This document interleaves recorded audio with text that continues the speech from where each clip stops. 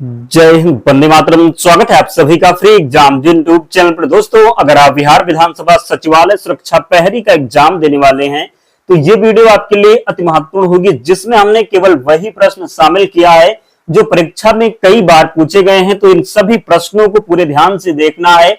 विश्वास रखिए, निश्चित ही इनमें से बनेगा प्रश्न आपके एग्जाम में। तो चलिए सेशन को प्रारंभ करते हैं। उससे पहले अगर आप चैनल पर नए हैं तो चैनल को सब्सक्राइब करके बेल आइकन को जरूर प्रेस करना है। पहला प्रश्न आपके स्क्रीन पर है। पूछा गया है कि वर्ष 1885 में भारतीय राष्ट्रीय कांग्रेस की स्थापना किसके द्वारा की गई? तो वर्ष 1885 में भारतीय राष्ट्रीय कांग्रेस की स्थापना की गई एवो ह्यूम के द्वारा। भारतीय राष्ट्रीय कांग्रेस का प्रथम अधिवेशन कब आयोजित किया गया था? 28 दिसंबर 1885 को भारतीय राष्ट्रीय कांग्रेस का प्रथम अधिवेशन आयोजित किया गया था। भारतीय राष्ट्रीय कांग्रेस के प्रथम अध्यक्ष विमोश चंद्र बनर्जी थे। कौन? तो भारतीय राष्ट्रीय कांग्रेस के प्रथम अध्यक्ष थे विमोश चंद्र बनर्जी। ब्राह्मी लिपि को सर्वप्रथम किस विद्वान ने पढ़ा था? ब्राह्मी लिपि को सर्वप्रथम किस विद्वान ने पढ़ा था? जेम्स प्रिंसेप ने पढ़ा था ब्राह्मी लिपि को। पांचवा प्रश्न है, वायु पुराण में किस वंश का उल्लेख है? गुप्त वंश का उल्लेख है वायु पुराण में। जैन धर्म का प्रारंभिक इतिहास किस ग्रंथ से प्राप्त होता है? कल्प सूत्र से प्राप्त होता है। जुते हुए खेत का साक्ष्य किस पुरातात्विक स्थल से प्राप्त हुआ? तो जुते हुए खेत का साक्ष्य प्राप्त हुआ कालीबंगा से। पूछा जाए कि कालीबंगा किस राज्य में है? तो राजस्थान राइट आंसर हो जाएगा। क्या होगा? तो राजस्थान होगा। इतिहास का प्रारंभिक काल क्या कहलाता है? तो इतिहास का प्रारंभिक काल पुरापाषाण काल कहलाता है। प्राचीन भारतीय भौगोलिक मान्यता के अनुसार भारतवर्ष किस द्वीप का खंड है? जम्बू द्वीप का खंड है। और जिन प्यारे साथियों ने अब तक वीडियो को लाइक नहीं किया है, निवेदन है आप सभी से जल्दी से वीडियो को लाइक कीजिए और चैनल को जरूर सब्सक्राइब करना है। हड़प्पा नामक पुरास्थल किस सभ्यता से संबंधित है? तो सिंधु घाटी सभ्यता से। हड़प्पा सभ्यता की लिपि किस प्रकार की थी? भाव चित्रात्मक थी हड़प्पा सभ्यता की लिपि। धौलावीरा नामक पुरातात्विक स्थल किस राज्य में है? तो धौलावीरा की जब बात होगी तो धौलावीरा जो है गुजरात में है। वेद का शाब्दिक अर्थ ज्ञान होता है। सर्वाधिक प्राचीन वेद की जब बात होगी तो ऋग्वेद जो है सर्वाधिक प्राचीन वेद है। कौन सा वेद ऋग्वेद पर आधारित संगीतमय ऋचाओं का संकलन है? तो सामवेद होगा। पुरुष मेध प्रथा का उल्लेख किस ग्रंथ में मिलता है? तो शतपथ ब्राह्मण में। ऋग्वेद की मूल लिपि क्या थी? ब्राह्मी थी।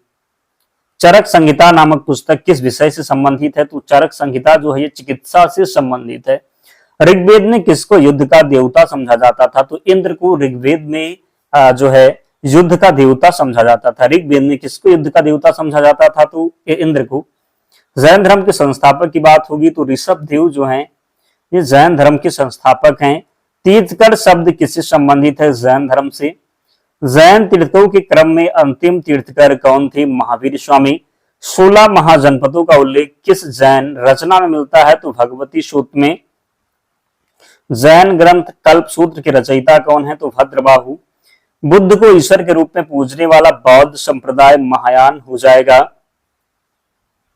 बुद्ध के उपदेश किससे संबंधित हैं? तो आचरण की शुद्धता एवं पवित्रता से संबंधित हैं। क्या है? तो पूछा गया है कि बुद्ध के उपदेश किससे संबंधित हैं? तो आचरण की शुद्धता एवं पवित्रता से संबंधित हैं बुद्ध के उपदेश। अगला प्रश्न है, मगध साम्राज्य का वास्तविक संस्थापक कौन था? तो मगध साम्राज्य का वास्तविक संस्थापक था बिम्बिसार। कौन था? तो मगध साम्राज्य का वास्तविक संस्थापक बिम्बिसार था। पाटलिपुत्र को किस शासक ने सर्वप्रथम अपनी राजधानी बनाया? तो उदयन ने। किसने? तो पाटलिपुत्र को किस शासक ने सर्वप्रथम अपनी राजधानी बनाया? तो उदयन ने। सिमुक किस वंश का संस्थापक था? तो सिमुक जो था ये सातवाहन वंश का संस्थापक था। सातवाहनों की राजधानी कहां स्थित है? अमरावती में।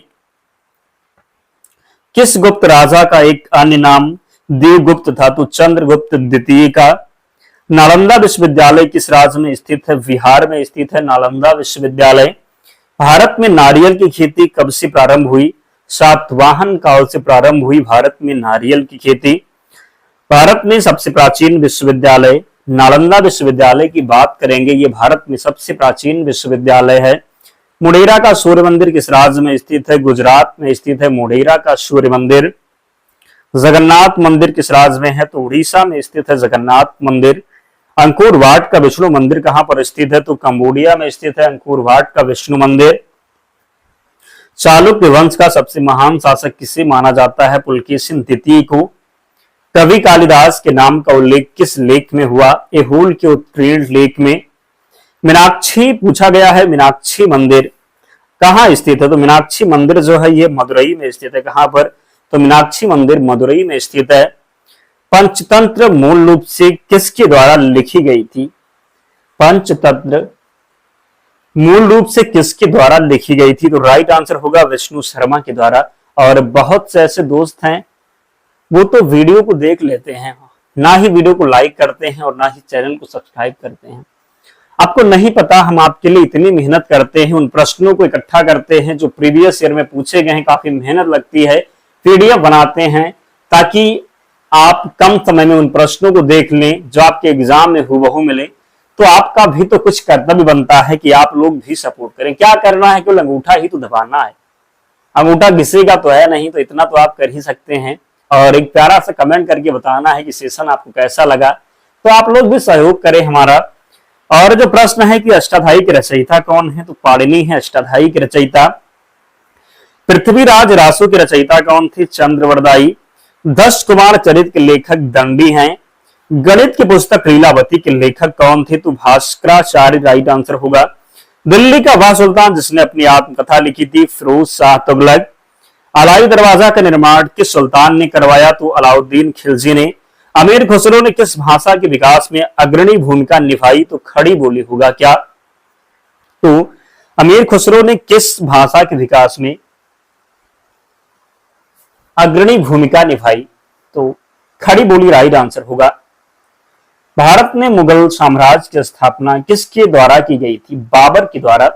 बाबर ने किस युद्ध में तोयदमा पद्धति का प्रयोग किया था? तो पानीपत का प्रथम युद्ध था। पूछा जाता है कि तोपों का प्रयोग किस युद्ध में किया गया था? तो पानीपत के प्रथम युद्ध में ही तोपों का प्रयोग भी किया गया था। पानीपत का प्रथम युद्ध कब हुआ था? तो 1526 में हुआ था। किसके बीच में हुआ था? तो बाबर और इब्राहिम लोदी के बीच में, जिसमें बाबर की विजय हुई थी। याद रखेंगे। सर्वप्रथम तोपों का प्रयोग किस युद्ध में किया गया था? तो अभी आपको हमने बताया था पानीपत के प्रथम युद्ध में। बाबर ने जिहाद का नारा किस युद्ध में दिया था? बाबर ने जिहाद का नारा दिया था खानवा के युद्ध में। अकबर ने सर्वप्रथम वैवाहिक संबंध किस राजपूत वंश से स्थापित किए? तो कछवाहों से। दीन इलाही धर्म को स्वीकार करने वाला एकमात्र हिंदू कौन था? बीरबल। बीरबल के बचपन का नाम क्या था? महेश दास। ग्वालियर में स्थित गुजरी महल किसके द्वारा बनवाया गया? मानसिंह।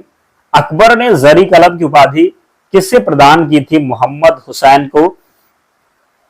ईस्ट इंडिया कंपनी की स्थापना के समय भारत का शासक अकबर था।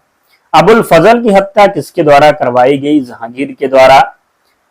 किस मुगल सम्राट ने अपनी राजधानी आगरा से दिल्ली स्थानांतरित की? तो शाहजहां ने।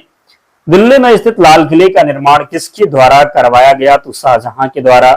शाहजहां को कोहिनूर हीरा किसके द्वारा उपहार में दिया गया? तो मीर जुमला के द्वारा। शासक बनने से पूर्व औरंगजेब कहां का सूबेदार था? तो ढक्कन का सूबेदार था। कहां का? तो ढक्कन का। जजिया कर किस मुगल शासक के काल में पुनः लगाया गया था? तो औरंगजेब के काल में। औरंगजेब द्वारा चलाए गए जिहाद का अर्थ क्या था? दारुल इस्लामी। मुगल प्रशासन के अंतिम जिले को किस नाम से जाना जाता था? तो सरकार के नाम से। मयूर सिंहासन पर बैठने वाला अंतिम मुगल बादशाह था मुहम्मद शाह। किस स्थान को भारत का सिराज कहा जाता है? तो जौनपुर। नादिर शाह के आक्रमण के समय मुगल शासक कौन था? तो मोहम्मद शाह था नादिर शाह के आक्रमण के समय मुगल शासक। कर्नाटक का युद्ध किनके मध्य लड़ा गया था? तो अंग्रेज एवं फ्रांस के मध्य। प्लासी के युद्ध के समय मुगल बादशाह कौन था? तो आलमगीर द्वितीय। प्लासी के युद्ध के पश्चात बंगाल का नवाब कौन था? तो मीर जाफर। बक्सर के युद्ध के समय ब्रिटिश सेना का सेनापति कौन था? तो हेक्टर मुनरो। बक्सर का युद्ध पूछा जाता है कब हुआ था? तो 1764 में। बक्सर के युद्ध के समय बंगाल का नवाब कौन था? तो बक्सर के युद्ध के समय बंगाल का नवाब था मीर जाफर। 1857 की क्रांति सर्वप्रथम कहां से प्रारंभ हुई थी? तो मेरठ से। वंदे मातरम गीत के रचयिता बंकिम चंद्र चटर्जी। सन्यासी विद्रोह का उल्लेख बंकिम चंद्र चटर्जी के किस उपन्यास में किया गया? तो सन्यासी विद्रोह का उल्लेख बंकिम चंद्र चटर्जी के किस उपन्यास में किया गया? तो आनंद मठ इसका राइट आंसर होगा। क्या होगा? तो सन्यासी विद्रोह का उल्लेख बंकिम चंद्र चटर्जी के किस उपन्यास में किया गया? तो आनंद मठ राइट आंसर होगा। संबलपुर में हुए अनेक ब्रिटिश विरोधी विद्रोह का नेता कौन था? सुरेंद्र शाही। बिरसा मुंडा किस राज्य से संबंधित थे? झारखंड से संबंधित थे बिरसा मुंडा। गडकरी विद्रोह का केंद्र किस स्थान पर था? कोल्हापुर। भारतीय पुनर्जागरण का जनक किसे कहा जाता है? राजा राममोहन राय को भारतीय पुनर्जागरण का जनक कहा जाता है। राजा राममोहन राय को राजा की उपाधि किसने प्रदान की थी? मुगल बादशाह अकबर द्वितीय ने। किसने? तो राजा राममोहन राय को राजा की उपाधि प्रदान की थी मुगल बादशाह अकबर द्वितीय ने। वह व्यक्ति जिसने सर्वप्रथम स्वराज शब्द का प्रयोग किया और हिंदी को राष्ट्रभाषा माना? स्वामी दयानंद सरस्वती ने। किसने? तो वह व्यक्ति जिसने सर्वप्रथम स्वराज शब्द का प्रयोग किया और हिंदी को राष्ट्रभाषा माना? स्वामी विवेकानंद ने। किस बंगाली नेता ने सती प्रथा का समर्थन किया था? राधाकांत देव ने। किस बंगाली नेता ने सती प्रथा का समर्थन किया था? तो राधाकांत देव ने। सिस्टर निवेदिता क्या है? सिस्टर निवेदिता कौन थी? तो विवेकानंद की शिष्या थे। कौन? तो सिस्टर निवेदिता विवेकानंद की शिष्या थी, याद रखेंगे।